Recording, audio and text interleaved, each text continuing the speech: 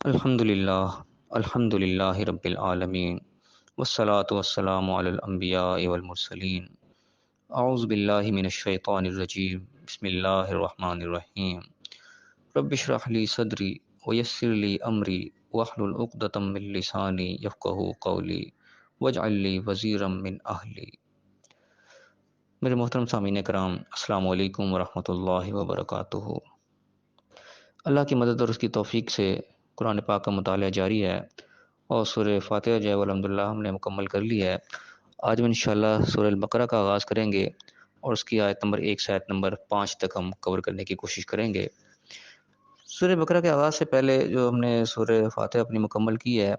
اس کے اندر کچھ باتیں جو تھیں وہ ذکر کرنے سے رہ گئی تھیں۔ بیان کرنے کے لیے اس میں بہت کچھ ہے، لیکن اس کے لیے بہت زیادہ وقت درکار ہے، شاید 2 گھنٹے بھی اس کو ہم لگائیں تو وہ کم پڑ جائیں، اتنی زیادہ باتیں ہیں اس میں کہنے کے لائق۔ لیکن بہرحال ان ساری تفصیل میں جو ہے پڑھنے کا تو وقت مشکل ہو جائے گا، لیکن ہم کچھ جو شارٹ انداز سے جو کم از کم ریفرنسز نمبر ہیں وہ میں ضرور چاہوں گا کہ آپ کو میں نوٹ کرا دوں، جن جن کے اندر ان چیزوں کی جو ہے تفسیر بیان ہوئی ہیں، تاکہ ہمیں پتہ چل سکے کہ اللہ تعالیٰ نے ہمیں کس کس طرح سے جو ہے وہ ہدایت کا اس کے اندر بندوبست کیا ہے ہمارے لیے۔ تو سب سے پہلے ہماری جو بات آئی تھی وہ نعبدوں کے اوپر آئی تھی کہ یا کا نعبدو کے اندر آتا ہے کہ ہم تیری ہی عبادت کرتے ہیں۔ تو عبادت پہ ہم نے بات کی تھی، عبادت اصل میں کہتے کس کو ہیں؟ عبادت کرنے والے کو عبد کہا جاتا ہے، تو عبد کیا ہوتا ہے، کون ہوتا ہے عبد؟ اس کے لیے جو ریفرنس نمبر ضروری ہیں وہ آپ نوٹ کر لیں۔ سورہ بقرہ سورۃ نمبر 2 آیت نمبر 178 اور سورہ بقرہ کی آیت نمبر 221، اور اس کے بعد سورہ نحل سورۃ نمبر 16 آیت نمبر 75۔ ان آیات کو آپ کھول کے پڑھیے گا تو انشاءاللہ یہ کنسیپٹ کلیئر ہوگا کہ عبد کیا ہوتا ہے، عبادت کسے کہا جاتا ہے۔ اس کے بعد آگے تھا ایاک نستعین کے بارے میں ہم نے بات کی تھی کہ یہ ایک معاملہ تھوڑا سا آ جاتا ہے جس کے اندر ایک اختلاف پیدا ہوتا ہے کہ جو لوگ غیر اللہ سے مدد مانگنے کے جو ہے قائل ہیں، ان کو یہ ان کے خلاف یہ آیت دلیل کے طور پہ پیش کی جاتی ہے، لیکن یہ دلیل جو ہے وہ لوگ اس کو ایکسیپٹ نہیں کرتے، کیونکہ اس کے دلیل کے اندر بھی تھوڑی سی تعویل کرنی پڑتی ہے کہ یہاں پہ مدد جو ہے وہ غیب کی بات ہو رہی ہے، غیب میں مدد مانگنے کی بات ہو رہی ہے یہاں پہ، لیکن کیونکہ براہ راست یہاں غیب کا لفظ نہیں ہے تو وہ لوگ ظاہر اس سے مطمئن نہیں ہوتے۔ اس پہ میں نے تھوڑی سی ڈسکس کی تھی کہ اصل میں مسئلہ جو صرف مدد مانگنے کے اندر نہیں ہے، مسئلہ آ جاتا ہے غیب کے اندر مدد مانگنے میں۔ جب غیب میں کسی سے مدد مانگی جاتی ہے وہ چیز پھر دعا کے اندر چلی جاتی ہے۔ جو بات آتی ہے نا کہ ہم پولیس سے مدد لے رہے ہیں یا ڈاکٹر سے مدد لے رہے ہیں یا امی سے روٹی لے رہے ہیں، پانی لے رہے ہیں، یہ مدد غیب میں نہیں ہوتی، یہ سامنے ہوتی ہے، ظاہر ہوتی ہے، اس کے اندر دعا کا عنصر شامل نہیں ہے، کیونکہ دعا کو جو ہے عبادت کہا گیا ہے، اور دعا کے حوالے سے جو ہے قرآن پاک کے اندر بہت سی جو ہے ممانعت کے آیات واضح طور پہ موجود ہیں، ان کی بھی ریفرنس نمبر ہم نوٹ کر لیں۔ سورہ یونس ہے سورۃ نمبر 10 آیت نمبر 109، اس کے بعد سورہ شعراء ہے سورۃ نمبر 26 آیت نمبر 213، پھر سورہ قصص ہے سورۃ نمبر 28 آیت نمبر 88، اس کے بعد سورہ الاعراف ہے سورۃ نمبر 7 آیت نمبر 197، پھر سورہ حج ہے سورۃ نمبر 22 آیت نمبر 73، پھر سورہ فاتر ہے سورۃ نمبر 35 آیت نمبر 13۔ اس کے علاوہ بھی یعنی کہ بہت سارے ریفرنس ہیں جن کے اندر دعا کو خاص طور پہ اللہ کے ساتھ خاص کیا گیا کہ دعا ہم کسی اور سے نہیں کر سکتے۔ تو یہاں جو معاملہ آتا ہے اس میں غیر اللہ کو پکارنے کے اندر، یہ جب ہم چلے جاتے ہیں نا دعا کے سلسلے میں، جب ہم غیب میں کسی کو یا علی مدد کہہ کے پکارے یا رسول اللہ انظر حالنا کہہ دیا، اس قسم کی باتیں جب آ جاتی ہیں یہ چلی جاتی ہیں غیب کے اندر، تو پھر جو دعا والا معاملہ ہوتا ہے وہ جو ہے وہ شرک کے ساتھ ٹچ کر جاتا ہے، تو اصل میں پرابلم میرے نزدیک جو ہے وہ ادھر جا کے ہو جاتی ہے۔ اس کے بعد آ گیا تھا کہ اہدنا الصراط المستقیم کی بات آ گئی، صراط المستقیم کی ہم اللہ دعا کرتے کہ ہمیں صراط مستقیم دکھا۔ صراط مستقیم ہمیں کیسے ملے گا، کہاں ملے گا، اس کے لیے خاص طور پر جو ہے اگر نوٹ کرنے والی آیت ہے وہ سورہ انعام ہے سورۃ نمبر 6 اس کی آیت نمبر 151، اس کو آپ کھول کے پڑھیں گے تو انشاءاللہ اس کے اندر آپ کو اس کی ڈیٹیل ملے گی۔ اب ساری ڈیٹیلز کو یہاں پہ اگر ہم بیان کرنے بیٹھ جائیں گے تو ظاہر ہے بہت زیادہ وقت چاہیے اس کے لیے، تو بہرحال وقت اتنا ہو جو کہ کارآمد ہو کہ انسان اس سے فائدہ اٹھا سکے، اتنا زیادہ وقت جو ہے ہر ایک کے لیے نکالنا بھی مشکل ہوتا ہے، اس لیے بات کو تھوڑا سا شارٹ رکھنے کی کوشش کی جا رہی ہے۔ تو بہرحال ریفرنس نمبر آپ ضرور نوٹ کریں، جس کو جیسے جیسے وقت ملے ان ریفرنس کو کھولے پڑھے تو انشاءاللہ تعالی اللہ تعالیٰ جو ہے وہ یقین جو ہے راہ دکھائے گا ہمیں۔ اس کے بعد آگے تھی صراط الذین انعمت علیہم، جن لوگوں پر انعام ہوا اللہ کا۔ انعام کس لوگوں پر ہوا اس کا تذکرہ آیا ہے سورۃ نمبر 4 سورہ نساء آیت نمبر 69 میں 69 میں، اور سورہ مریم سورۃ نمبر 19 آیت نمبر 58 وہاں پہ پتہ لگا ہمیں کہ انعام یافتہ لوگ کون تھے۔ اس کے بعد اللہ سے کہتے ہیں غیر المغضوب علیہم، ایسے لوگوں کا نا راستہ دکھانا جو مغضوب ہو گئے، جن پہ اللہ کا غضب ہوا۔ تو غضب کن کن پہ ہوا اس کی ڈیٹیل بھی بہت زیادہ آیات کے اندر ملتی ہے، ہم ریفرنس نمبر نوٹ کر لیں۔ سورۃ نمبر 4 ہے سورہ نساء آیت نمبر 93، پھر سورہ مائدہ ہے سورۃ نمبر 5 آیت نمبر 60، پھر سورہ الفتح ہے سورۃ نمبر 48 آیت نمبر 6، پھر سورہ بقرہ ہے سورۃ نمبر 2 آیت نمبر 61، پھر ہے سورہ بقرہ کی سورۃ نمبر 2 آیت نمبر 89 اور 90، اکٹھی چیک کریں ان کو۔ پھر سورہ ال عمران ہے سورۃ نمبر 3 آیت نمبر 112، اور اس کے بعد آتی ہے سورہ آراف صورت نمبر 7 آیت نمبر 71 71، پھر سورہ انفال ہے صورت نمبر 8 آیت نمبر 16، پھر سورہ نحل ہے صورت نمبر 16 آیت نمبر 106، پھر سورہ الشورى ہے صورت نمبر 42 آیت نمبر 16، پھر سورہ الطٰہٰ ہے صورت نمبر 20 آیت نمبر 81۔ ان آیات کا مطالعہ کریں گے تو پتہ لگے گا کن کن لوگوں پہ اللہ جو ہے غضبناک ہوتا ہے، کیا کیا اللہ نے رول رکھے ہیں غضب کی وجہ سے اللہ تعالیٰ کا جو غضب جو ہے وہ بھڑک اٹھتا ہے۔ تو ان آیات کا مطالعہ کرنے میں پتہ لگے گا کن لوگوں سے ہم جو ہے پناہ مانگ رہے ہیں، ایسے لوگوں کا راستہ ہمیں نہیں چاہیے۔ اس کے بعد آیت الضالین، گمراہ لوگ جو کہ بھٹکتے رہ گئے، ان کے بارے میں بھی کافی ہمیں ڈیٹیل ملتی ہے۔ اس کے لیے بھی ہم ریفرنس نوٹ کر لیں، سورت نمبر 2 آیت نمبر 108 سورہ بقرہ، پھر سورہ نساء سورت نمبر 4 آیت نمبر 116، پھر سورہ نساء کی آیت نمبر 136، پھر سورہ مائدہ سورت نمبر 5 آیت نمبر 12، اس کے بعد سورہ احزاب سورت نمبر 33 آیت نمبر 36، اس کے بعد سورہ ممتحنہ سورت نمبر 60 آیت نمبر 1، اور اس کے بعد پھر ہے سورہ نساء سورت نمبر 4 آیت نمبر 167 167، پھر سورہ الاسراء آ جاتی ہے، سورہ بنی اسرائیل جس کو بھی کہتے ہیں، سورت نمبر 17 آیت نمبر 48، اور پھر سورہ آل عمران سورت نمبر 3 آیت نمبر 90۔ تو یہ کچھ ریفرنسز ہیں جہاں پتہ لگتا ہے کہ گمراہ لوگ کون ہو جاتے ہیں، جو کہ بھٹکتے رہ جاتے ہیں، جن کی منزل سامنے متعین نہیں ہوتی اور بھٹکتے بھٹکتے اس دنیا سے چلے جاتے ہیں۔ ان ریفرنسز میں جو ہے اللہ تعالیٰ میں بتائے گا کہ کون کون لوگ ایسے ہیں۔ تو یہ کچھ مین پوائنٹس جو کہ رہ گئے تھے، ایک بھائی نے توجہ دلائی تھی اس چیز کی طرف، تو اس کے لیے میں نے تھوڑا سا وقت سوچا میں نکالوں اور یہ ریفرنس آپ لوگوں کو نوٹ کراؤں تاکہ مزید ڈیٹیل ہمیں پتہ چلے۔ تو بہرحال یہ کچھ بات سورہ الفاتحہ کے حوالے سے تھی۔ اب یہاں پہ ہم سورہ البقرہ اپنی شروع کرتے ہیں اللہ کا نام لے کے، اور اسی کے ساتھ ہی ہمارا پہلا سپارہ بھی یہاں پہ جو ہے شروع ہو رہا ہے۔ یہاں پہ بھی ایک دلچسپ بات ہے جو میں آپ لوگوں کے ساتھ شیئر کرنا چاہوں گا۔ اب دیکھیں ہم نے ایک سورہ مکمل کری، سورہ الفاتحہ ہمارے مکمل ہو گئی ہے، لیکن پہلا سپارہ ابھی ہمارا شروع نہیں ہوا۔ سپارہ ہم آج شروع کرنے لگے ہیں اور ایک سورت ہم مکمل کر چکے ہیں۔ یہ یعنی کہ بڑی ایک دلچسپ سی بات ہے کہ سپارہ جو ہے اب شروع ہو رہا ہے سورت نمبر 2 سے۔ سورت پہلی جو ہے ہماری وہ سپارے سے باہر ہے، اس سپارے کے اندر نہیں ہے، 30 سپاروں کی ترتیب سے اس کو باہر رکھا گیا ہے۔ یہ ایک سوچنے لائق بات ہے، اگر ایسا کیوں ہے کہ پہلا سپارہ پہلی سورت سے ہی شروع ہونا چاہیے، تو اصول تو یہ بنتا تھا پہلی سورت کو سپارے سے باہر کیوں رکھا گیا ہے۔ تو اس کی حکمت جو فی الحال میرے ذہن میں آتی ہے میں سے شیئر کرتا ہوں، ہو سکتا ہے میں غلط بھی ہوں، آپ لوگ میرے کمنٹس میں رابطہ کر سکتے ہیں۔ محسوس آتا ہوتا ہے جس طریقے سے جب آپ صلی اللہ علیہ وسلم پر پہلی جو ہے وہی نازل ہوئی تھی، تو جیسے بتایا جاتا ہے کہ فرشتہ آپ کے سامنے آیا، جو آپ کو کہا اس نے کہ اقرا پڑھ، تو آپ صلی اللہ علیہ وسلم نے جواب دیا تھا کہ میں پڑھ نہیں سکتا، معنی بکارین کے الفاظ ملتے ہیں تو کتابوں کے اندر حدیث کی۔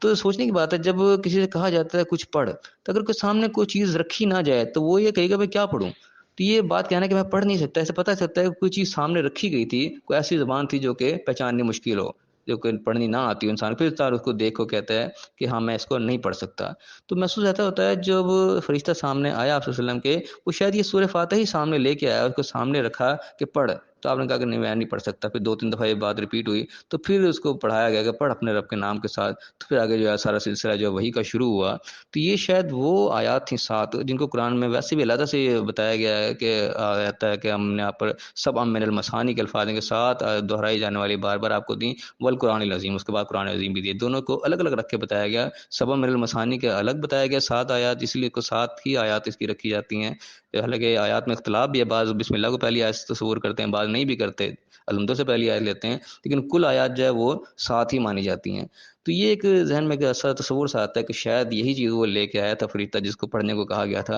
اور اسی لیے یعنی کہ وہی کا نزول جو ہے وہ اقرا بسم سے شروع کیا جاتا ہے، سمجھے کہ وہاں سے پہلی وہی نازل ہوئی، لیکن اس کو جو ہے علیحدہ سے رکھا گیا، سپارے سے ہی باہر رکھا گیا، سپارے کا ہی آغاز جو ہے وہ سورت نمبر 2 سے کیا گیا، سورہ بقرہ سے شروع کیا گیا ہے۔ بہرحال ایک میرا اپنے خیال تھا، ایک تخیل تھا جو غلط بھی ہو سکتا ہے، آپ کے ساتھ میں نے شیئر کیا۔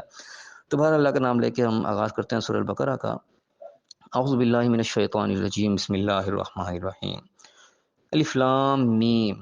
یہ حروف مقطعات ہیں، ہم جانتے ہیں کہ اس کو الگ الگ کر کے پڑھا جاتا ہے اور اس کا کوئی ترجمہ نہیں ہے، اس کا حکمت کے اوپر شاید ڈیٹیل بہت لوگوں نے بیان کی ہوگی، لیکن بہرحال اس ڈیٹیل میں ہمیں جانے کی ضرورت نہیں ہے۔ ہم اصل میں قرآن کو پڑھ رہے ہیں اپنی ہدایت حاصل کرنے کے لیے، اصل مقصد ہمارا اس سے ہدایت حاصل کرنا ہے۔ یہ ایک ضابطہ حیات ہمیں شروع سے بتایا جاتا ہے، قرآن ضابطہ حیات ہے، اس کے مطابق زندگی گزارنی ہے ہم نے، تو ہم اس نیت سے پڑھ رہے ہیں کہ ہم اس کو واقعی میں جو ہے حقیقتاً اس کو ہم ضابطہ حیات بنائیں، اپنی زندگی ہم اس کے مطابق گزاریں، یہ ہماری اصل میں کوشش اور کاوش ہے۔ تو یہاں پہ الف لام میم کے بعد بتایا گیا کہ ذالک الکتاب لا ریب فیہ، یہی وہ کتاب ہے جس میں کوئی شک نہیں ہے۔ اب یہاں پہ ذالک کا جو پہلا لفظ استعمال ہوا ہے، عام طور پہ جو کچھ میرے سننے میں بات آئی ہے کہ ذالک کے معنی عام طور پہ بتائے جاتے ہیں کہ ذالک کا معنی ہے وہ، اب ذالکہ کی جو ہماری لغت کی کتابیں امام راغب کے خاص طور پہ جو مشہور ہے، اس کے اندر ذالکہ کی کوئی ڈیٹیل نہیں ملتی، اس کا کوئی مادہ کوئی ڈیٹیل اس کی مختص نہیں کی گئی، لیکن ذالکہ کے بارے میں مشہور ہے کہ ذالکہ کا معنی وہ ہوتا ہے۔ لیکن میرے مطالعے میں جتنا بھی ابھی تک یہ لفظ آیا قرآن میں، جہاں جہاں استعمال ہوا ہے، میرے خیال سے میرے ذہن میں کوئی ایک آیت بھی ایسی نہیں جہاں پہ یہ وہ کے معنی میں استعمال ہوا۔ یہ ذات جہاں بھی آیا وہ یہ کے معنی میں آیا، اور سمپل یہ نہیں کہ یہ تو تلکا کا لفظ بھی آیا ہے، یہ ہے بزور، جس طرح زور لگا کے کسی کو کہا جاتا ہے کہ یہی ہے، تو یہاں اس قسم کے معنی دیتا ہے ذالکہ کا لفظ۔ یہاں پہ آ رہا ہے کہ ذالک الکتاب، یہی وہ کتاب ہے لا ریب فیہ، جس میں کوئی شک نہیں ہے، یعنی کہ اس کے علاوہ ہم کوئی اور کا تصور نہیں کر سکتے کہ ہم کوئی شک میں نہ پڑ جائیں گے کوئی اور بھی ہو سکتی ہے، نہیں، یہی وہ کتاب ہے جس کے اندر کوئی شک نہیں ہے، کوئی ریب نہیں ہے۔ اور یہ کیا ہے؟ ہدی للمتقین، یہ ہدایت نامہ، ایک راہ ہدایت ہے، کس کے لیے؟ المتقین کے لیے۔ متقین کون ہوتے ہیں؟ متقین کا لفظ آتے ہی ہمارے ذہن میں شاید کوئی ایسے خیالات آئے ہیں کہ یا کوئی خلائی مخلوق ہوگی، کوئی علیحدہ سے کوئی لوگ ہوں گے، یا کوئی صحابہ کرام کی کوئی جماعت ہوگی جو متقین ہوگی۔ آج کل تو ہم لوگ میں سے کوئی متقی شاید ہو نہیں سکتا، لیکن ایسی بات ہرگز نہیں ہے۔ متقین کون ہوتے ہیں؟ اس کی ڈیٹیل میں قرآن میں جگہ جگہ ملے گی، بہت ساری آیات اس میں ملیں گی، لیکن فی الحال جو ڈیٹیل ہمارے سامنے موجود ہے ہم اسی کے اوپر پہلے فوکس کرتے ہیں کہ یہاں پہ اللہ نے متقین کن لوگوں کو کہا ہے۔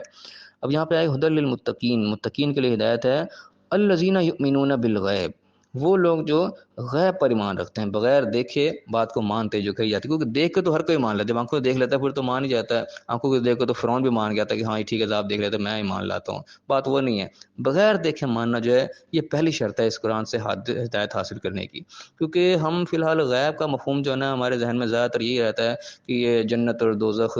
اور یہ قیامت اور یہ چیزیں غیب میں ہیں، ان پہ فرشتے ہو گئے، یہ چیزیں غیب میں، ان پہ ہمارا ایمان ہے تو بس ہمارا ایمان بالغیب جو ہے مکمل ہے، لیکن ایسی بات نہیں ہے، یہ چیزیں بھی غیب کے اندر ہیں۔ لیکن خاص طور پہ میں جن چیزوں پہ فوکس کرتا ہوں، قرآن پاک کے اندر جتنے بھی اللہ کے وعدے ہیں، جتنی بھی وعیدیں ہیں، یہ بھی غیب کے اندر جاتی ہیں۔ اللہ نے کسی کا وعدہ کیا ہے نا، کہ اللہ نے کہہ دیا کہ قولوا قولا سدیدا یصلح لکم اعمالکم، کہ تم سیدھی بات کرو، اللہ تعالیٰ تمہارے اعمال جو ہے وہ سدھار دے گا، ویغفر لکم ذنوبکم، تمہارے گناہ بھی معاف کر دے گا، ومن یطع اللہ ورسولہ فقد فاز فوزا عظیما، جو اللہ اور اس کے رسول کے اطاعت کرے گا تو بہت بڑی کامیابی پا جائے گا۔ یہ اللہ نے ایک وعدہ کیا ہے، قولوا قولا سدیدا کے ساتھ جو ہے منسلک، کہ تم بات سیدھی کرو گے تو تمہارے معاملات بھی سدھر جائیں گے، اللہ کی طرف سے تمہیں کامیابی مل جائیں گی۔ اب یہ کامیابیاں کب ملنی ہیں، کب سدھرنی ہے، یہ غیب کے اندر، یہ ہمارے سامنے نہیں ہمیں ہوتا ہوا نظر آ رہی ہے، غیب میں۔ اس طریقے سے بہت ساری جو اللہ نے وعیدیں سنائی ہیں کہ بھئی تم نے جھوٹ نہیں بولنا، تم نے کسی کا مال ناحق نہیں کھانا، اس قسم کی بے شمار اللہ تعالیٰ نے وعیدیں بتائیں، وہ خاسرون کے بارے میں بتا دی کہ لوگ نقصان اٹھانے والے ہوں گے، ان کے بارے میں کئی چیزوں کا آ گیا۔ اکثر منافقون کی اس طرح اینڈ ہوتا ہے،